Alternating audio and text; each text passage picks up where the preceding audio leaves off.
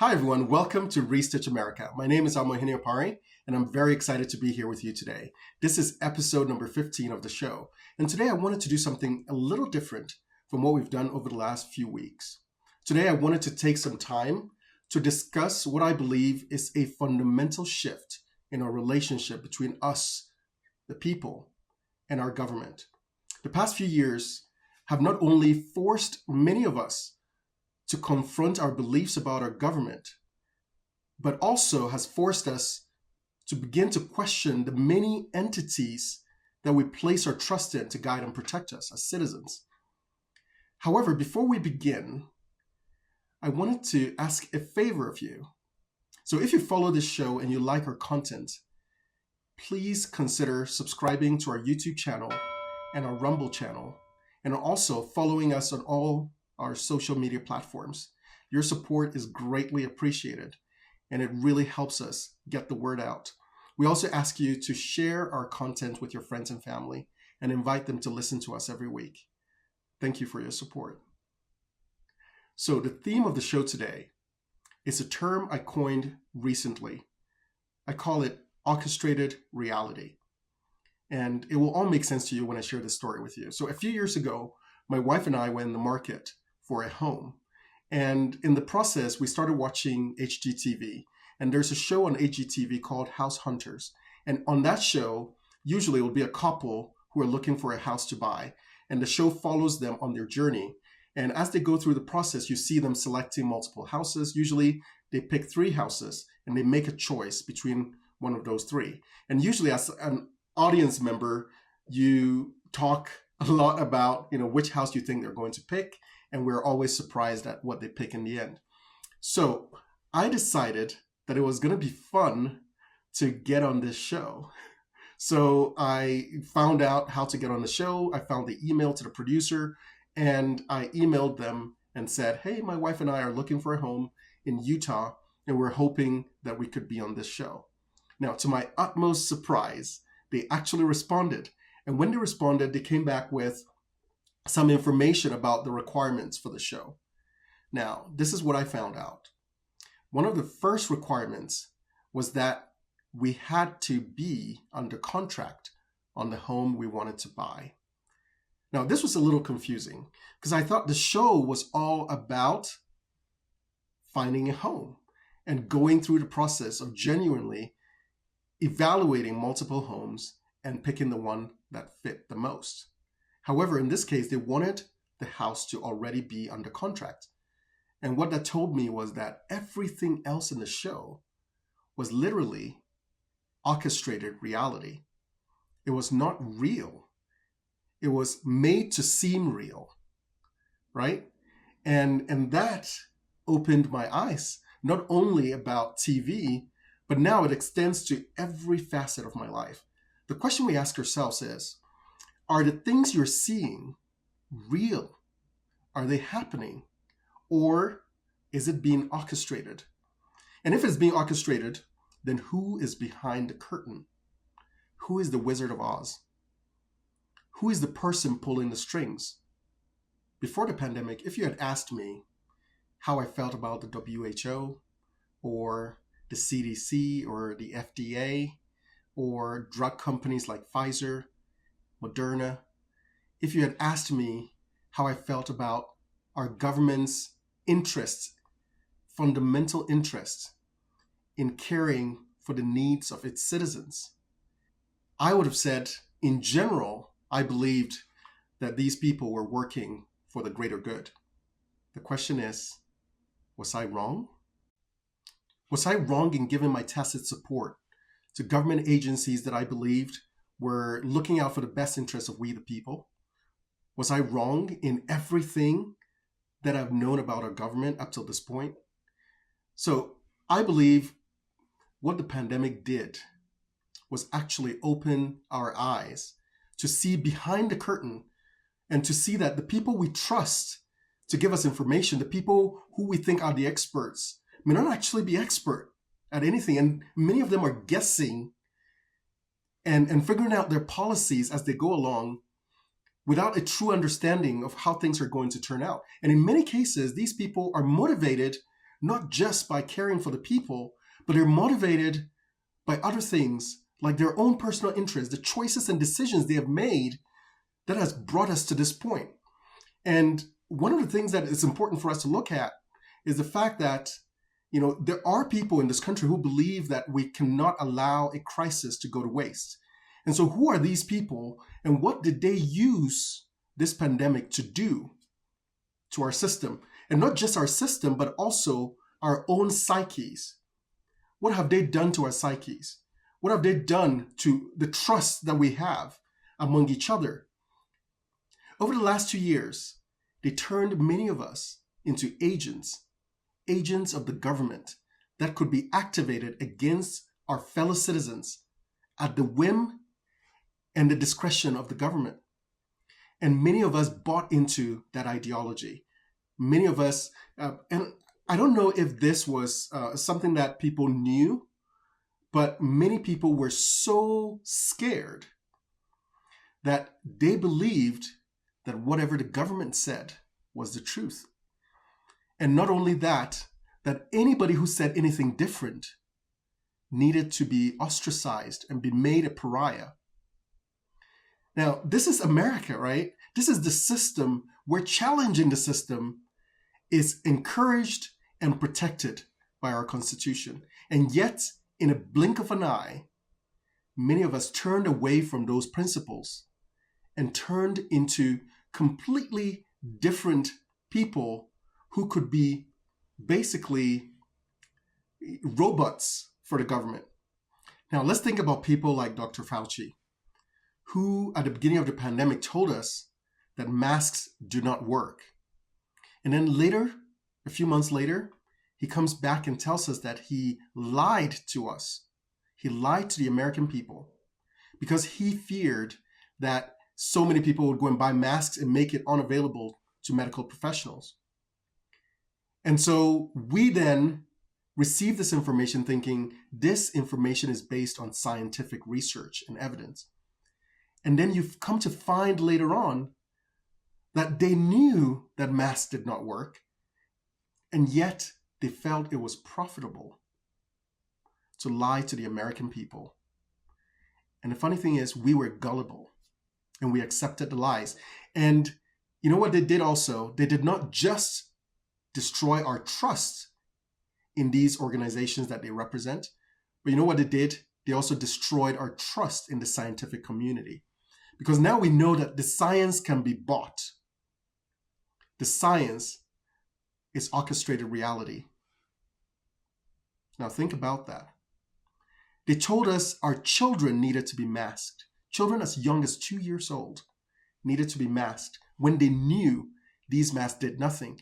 And we should have known as well. Why should we have known? Because it defied common sense to be told to wear a mask as you go into a restaurant. And then once you are in, you can take off the mask and then eat. And somehow the virus would recognize what you were doing and decide not to transmit while you were eating. Think about that.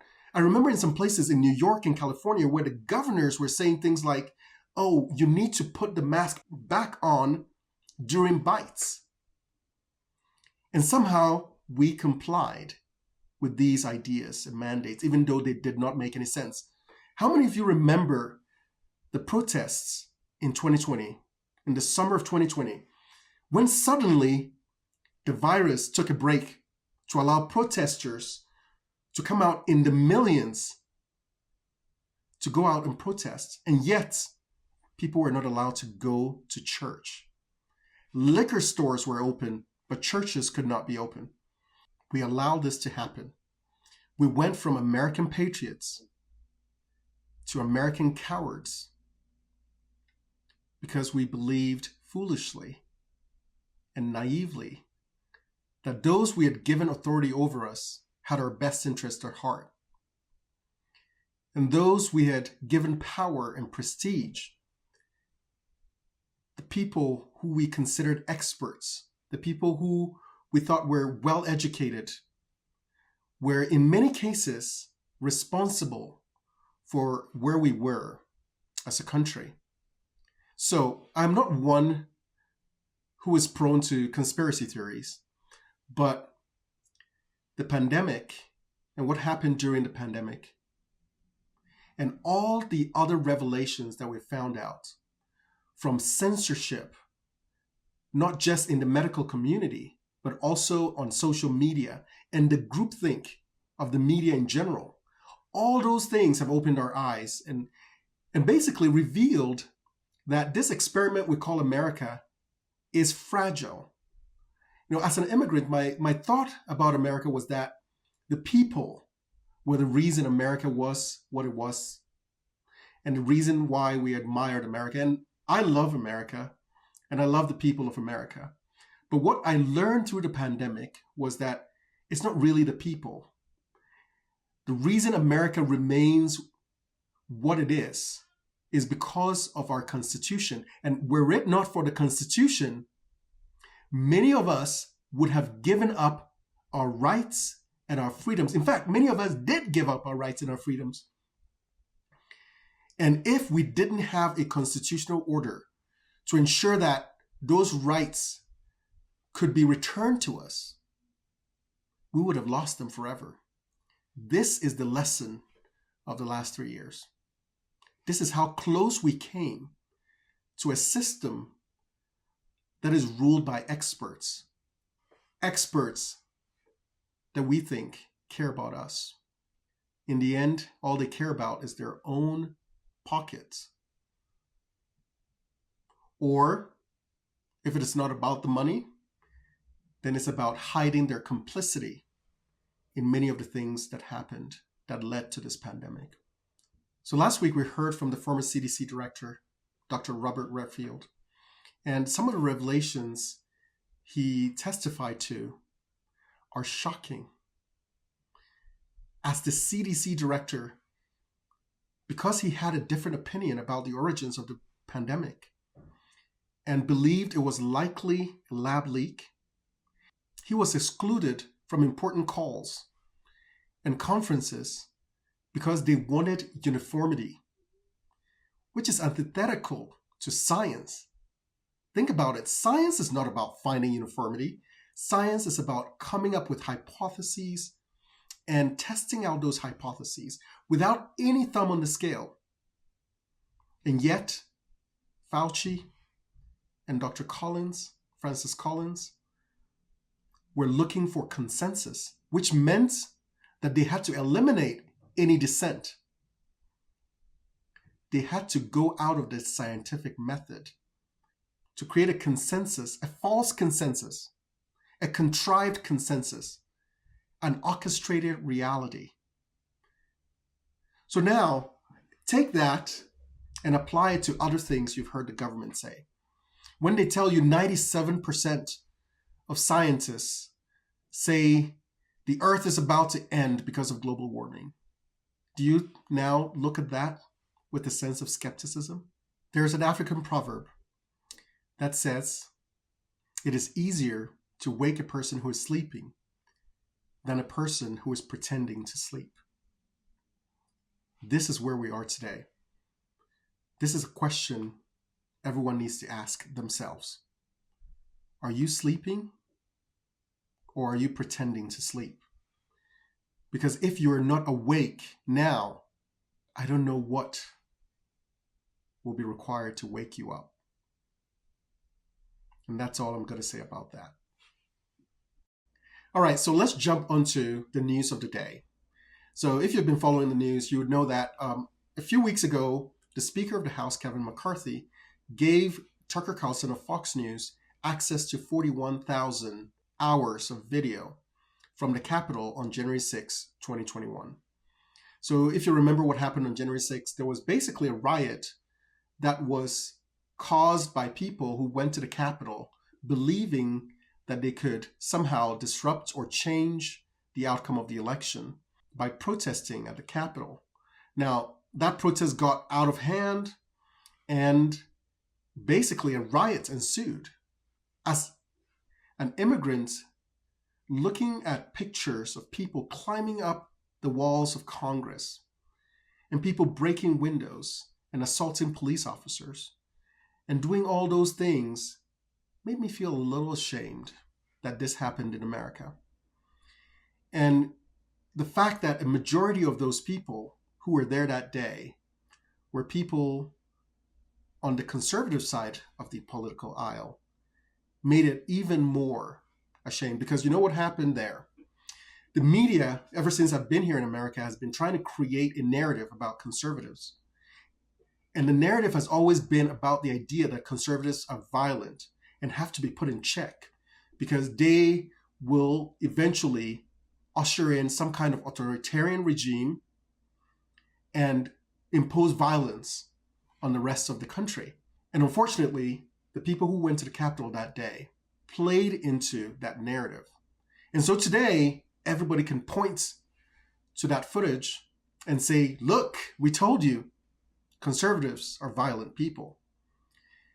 Now, Tucker started showing some never-before-seen footage of what happened at the Capitol. And what we have learned from that footage is the fact that a lot of the narrative that we were given was not true. Now, don't get me wrong. There was violence at the Capitol. There were police officers who were injured. There were people who vandalized the place. There were people who were trespassing. All those things are true. But just because some of the things that happened are true and we all saw them with our own eyes, doesn't mean that the overall narrative is true. The narrative we were fed by the media was the idea that our entire system of government was on the verge of collapse. They characterize it as a deadly insurrection, an attempt to overthrow the government of the United States. That is the characterization. And that characterization comes with images that were not borne out by the video evidence. A large majority of the people who came to that Capitol that day were not violent. But those who were allowed the media to paint a picture they've been trying to paint of conservatives for generations. Now, another important part of that revelation comes back to my idea of orchestrated reality. What part of what happened on that day was orchestrated? Now, another important question that needs to be asked is what part of that day was actually orchestrated reality? Now, I don't have any personal evidence of this, but I have learned enough over the last few years to know that we cannot believe everything the government tells us.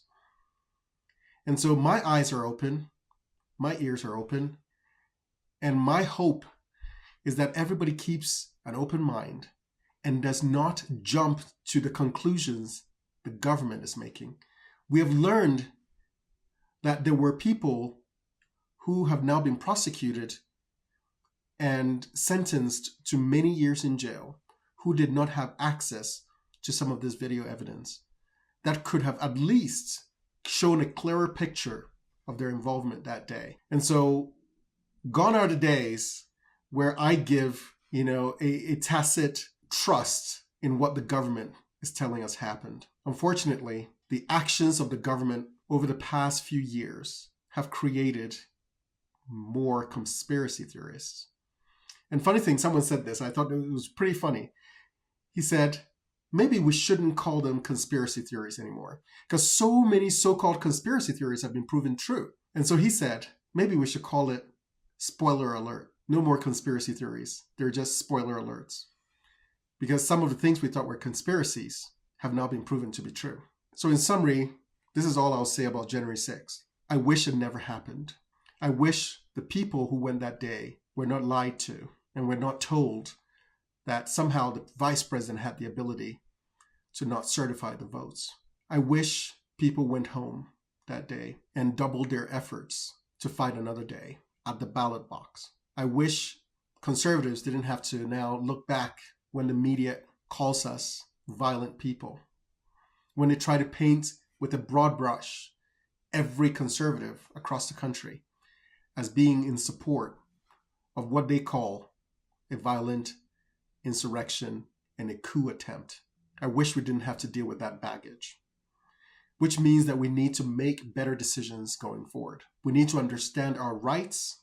We need to understand our Constitution. We need to understand the parameters that surround how our president is chosen and what we can or cannot do. We need to seek the right avenues for the redress of our grievances. We cannot be the mob that we spent our political careers fighting against. And that's all I'm going to say about that. All right, so another thing that happened last week was the hearing with the two journalists who helped break the Twitter file story. Now, if you're not familiar with the Twitter file story, it is basically a tale of the collusion of government and big tech to censor Americans. And these journalists were allowed access to Twitter's internal documents and were able to reveal a consistent and concerted effort by the federal government and other government entities to influence and censor what people were able to see on Twitter. In many cases, they went beyond influence. They created back channels for communicating with these tech platforms to censor specific people who in many cases were saying things that were true. So when the Republicans took over the House, one of the things they did was set up a committee, a special select committee for discussing the weaponization of the federal government against Americans. And so they invited two journalists to come and discuss what they learned by going through Twitter's internal documents. And the hearing was almost a farce. You know why?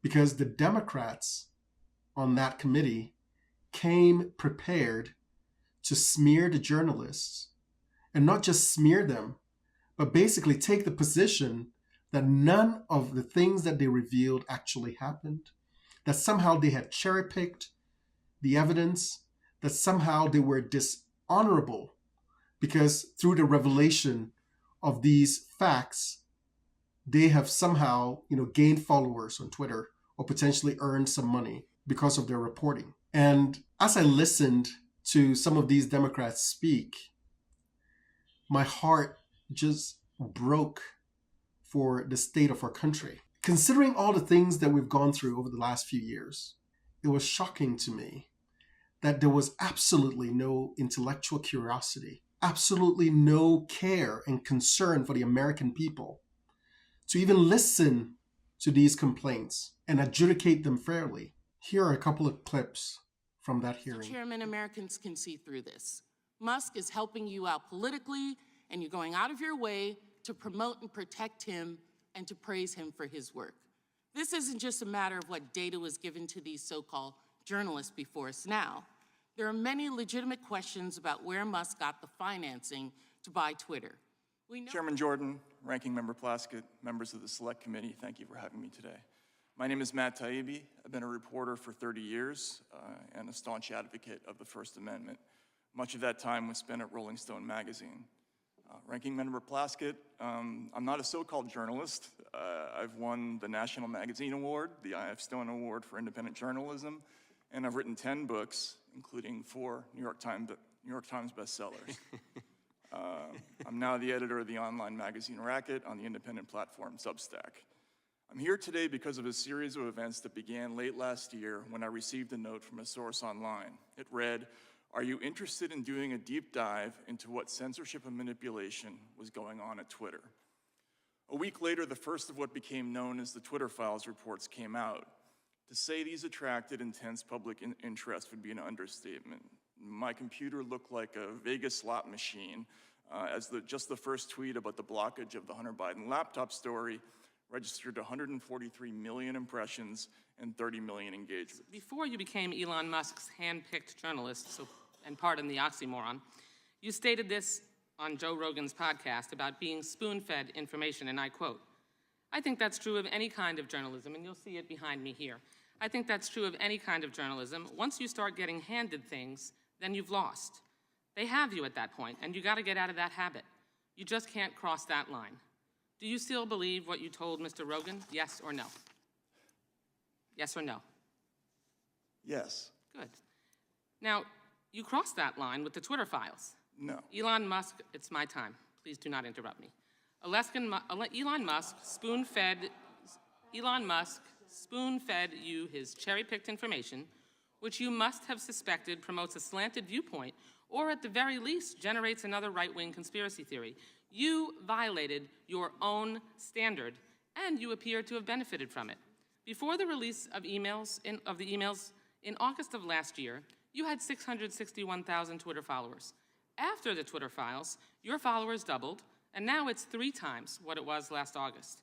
I imagine your Substack readership, which is a subscription, increased significantly because of the work that you did for Elon Musk. Now, I'm not asking you to put a dollar figure on it, but it's quite obvious that you've profited from the Twitter files.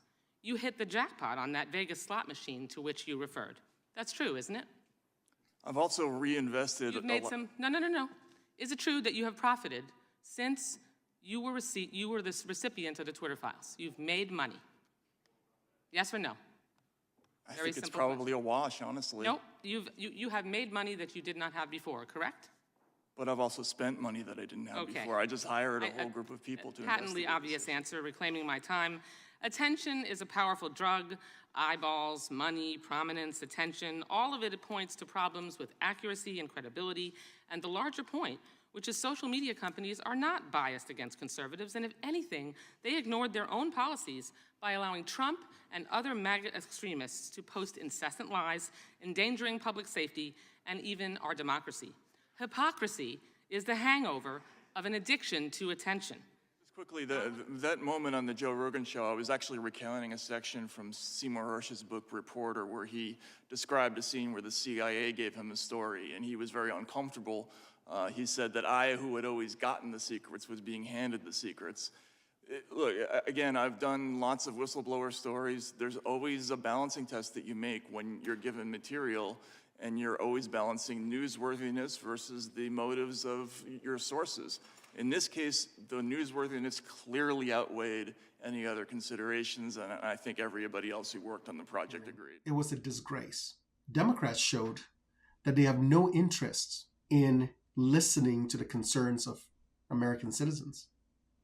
Or at least, I can't paint with a broad brush, so I'm going to say at least the Democrats on this panel were not interested in learning about the concerns of Americans, but were rather willing to smear the messengers of that information. Now, the question I ask myself is this their true sentiment? Or once again, is this orchestrated reality?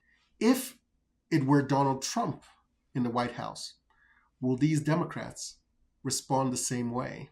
Or will they be on the opposite side? Now, I hope that if this was Trump in the office or some other Republican, I hope that conservatives and Republicans are principled enough to have the same concerns. The display of the Democrats at that hearing was disgraceful and was shameful. And I hope that one day these people look in the mirror and recognize that partisanship will destroy this country if we let it. That we can look beyond winning political points and actually care about the Constitution and actually care when people are harmed, when the federal government goes behind our backs and colludes with corporations to do things that they could otherwise not do. This is the literal definition of fascism. The collusion of government and corporations to oppress the people. And suddenly the people who claim fascism at every corner are now embracing this idea. Somehow free speech is on the table. Somehow curbing free speech is palatable to some political elements in this country. And I've said this before, as someone who grew up in a country that did not always have freedom of speech, I understand that right as the most important because it is in the expression of our ideas that true change can happen.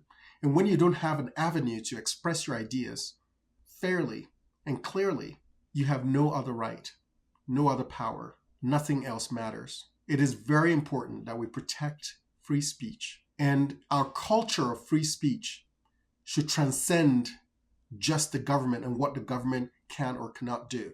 Our culture of free speech must go beyond governmental agencies. It has to permeate every institution. whether public or private. It has to permeate our lives. That's all I'm going to say about that. So one final thing I wanted to discuss today is what I term the state's relationship with our children, and in many cases, the state's interference in our relationship with our own children. Now, if you have been listening to the news, you've probably heard of the various things that are happening in the state of Florida, where the governor has taken on certain interest groups and taken a stand against the sexualization of our children. There are people who have adulterated the idea of tolerance and the idea of compassion and love, and have begun to leverage those principles to the detriment of our children. And this is what I mean. Children, as we know, are very impressionable and are basically at the mercy of the adults they spend their time with.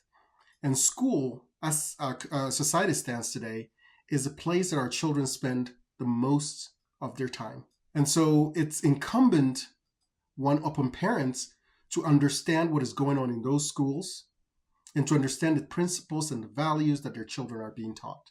And one of the hidden benefits of the pandemic was the fact that a lot of parents, for the first time, had the opportunity to see and hear what their children were being taught in school. And many people were alarmed. And in many cases, when you start talking about this, you get branded in one way or another as someone who is bigoted in some way. However, this has nothing to do with bigotry and everything to do with protecting our children. I have 4 children, and I am very concerned about the ideologies that they bring home. And it almost seems like there's a concerted effort to turn children against their parents. And in many cases, teachers and principals and administrators are making pacts with children to hide certain important information about their lives from their parents, under the guise that they are in some danger by revealing that information to parents. And so they're creating this atmosphere that suggests that children basically don't belong to their parents, right? And the parents don't have a right to either know or understand or be privy to everything that is happening in their kids' schools. States like California have even gone further, where they've created a sanctuary for children who believe for one reason or another that their parents are not approving of their gender identity. And so children can basically run away from home, and California is guaranteeing that if they do get to California, they would not be returned to their parents. Now, this kind of interference of the government between the relationship of parents and their children should be alarming to everyone. The question is why? Why is this happening? The people who are against the sexualization of children are not saying that, being trans or being anything else should be banned or outlawed. All we're saying is that impressionable children should be protected from ideologies that introduce things in their mind that they may not have considered before. So the question is, what do we do when the government attempts to interfere in our relationship with our children? What is our recourse? For a lot of people, this has opened their eyes, and many people are taking their kids out of school and homeschooling them.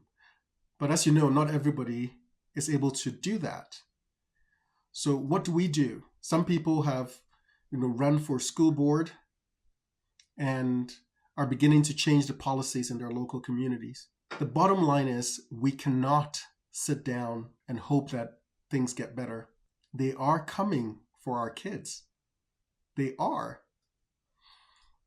And there are tons of examples of this happening right before our eyes.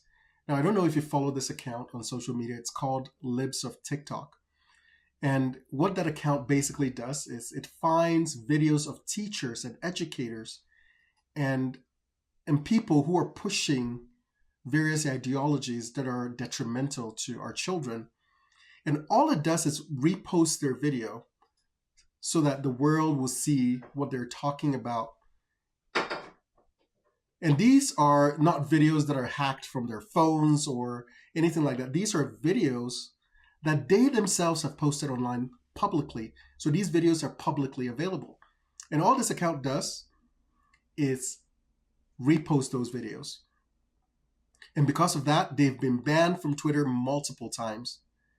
I believe it was 7 times banned from Twitter until Elon Musk purchased the platform.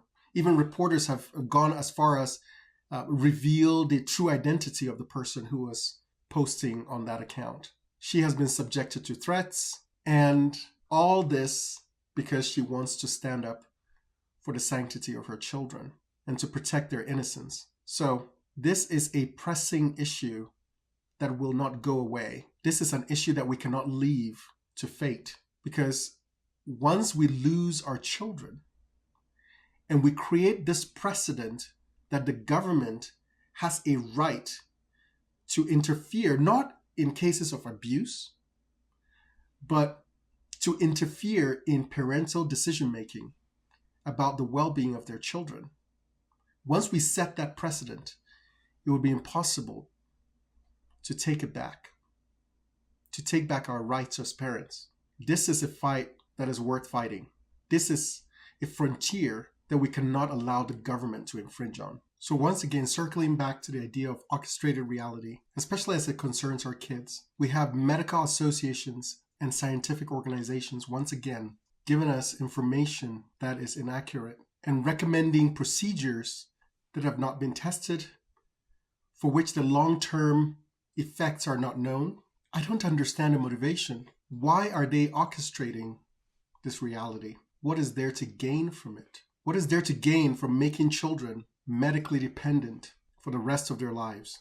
It is really important that we stand with others who are in this fight and to never give up until the government and its entities retreat from this issue. And for those of you who are interested in seeing orchestrated reality in action, I recommend you go see the documentary, What is a Woman?, which was created by the Daily Wire. And that will tell you exactly what is happening with respect to the world we're creating, which is no longer based in scientific and biological fact, but based on the feelings of people who believe that those feelings are sacrosanct somehow and should not be questioned under any circumstances. Last week, I heard that it was screened at the UN by the African delegation, which was very interesting because there has been a concerted effort over the last decade to get Africans to embrace these ideas, and they are rejecting it. And I'm glad for that. And that's all I'm going to say about that. All right, so to wrap up the episode today, I wanted to share with you a video I saw on social media that really resonated with me. And if you remember the African proverb I started with, I said, it is easier to wake a person who is sleeping than a person who is pretending to sleep. And this video illustrates that a little bit. This week we ran a little experiment where we blindfolded someone and we put them in a room and we said, hey, you have to get from this side of the room to that side of the room. We put a bunch of obstacles in front of them. And then we brought 3 people in and we said, hey, you need to help this person get from this side of the room to that side of the room. This is what happened. Watch this. Take your left foot and bring it up, do like you're doing a high knee. That works, I can roll with it. You got it. Right foot up and move it to your right. Like a step to, okay. Nate, can I touch him? You know everything you need to know. Gotcha. Right foot forward, a step right there. Perfect. And then bring the left foot gracefully leftward around. There you go. Okay. Next one. And okay, right up. And then go straight down. You ready? Yes. Can I touch him? You know everything you need to know.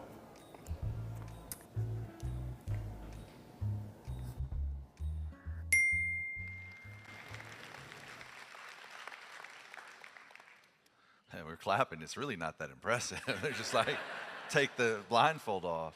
All right, so for those of you who did not see that video, basically all 3 people who had to navigate the obstacle course were blindfolded.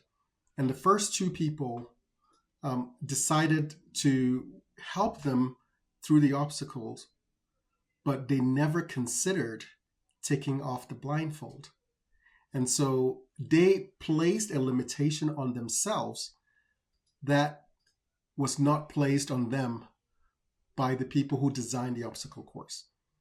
And the lesson I learned from this is that, just as I said, it relates to the African proverb of people who are pretending to sleep. Sometimes there are limitations that we adopt that are not actual limitations. Once again, thinking about the orchestrated reality, right?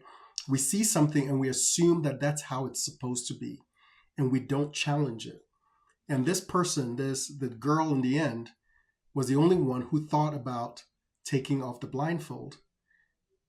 And so my advice to you this week is look at your own life, evaluate your life, and see if there are parts and portions of your life that are operating based on a reality that does not actually exist.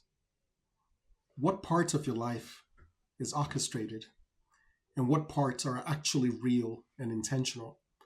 And when you identify those areas that are not real, the question is, what do you do then?